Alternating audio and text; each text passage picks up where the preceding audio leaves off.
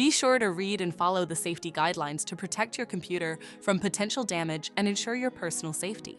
For more information about safety guidelines, see the owner's manual at dell.com/support. Before you begin, turn off the computer and disconnect all the attached peripherals. To remove the hard drive, loosen the 2 screws on the side cover and slide the cover off the system.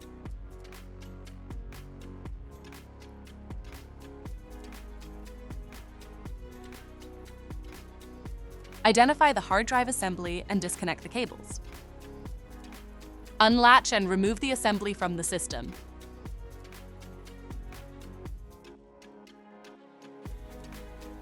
Unlatch the hard drive from the assembly to remove it.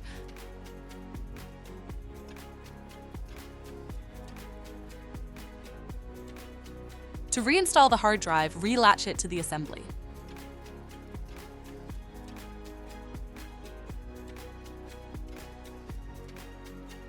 Latch the assembly to the system and reconnect the cables. Tighten the 2 screws to secure the side cover.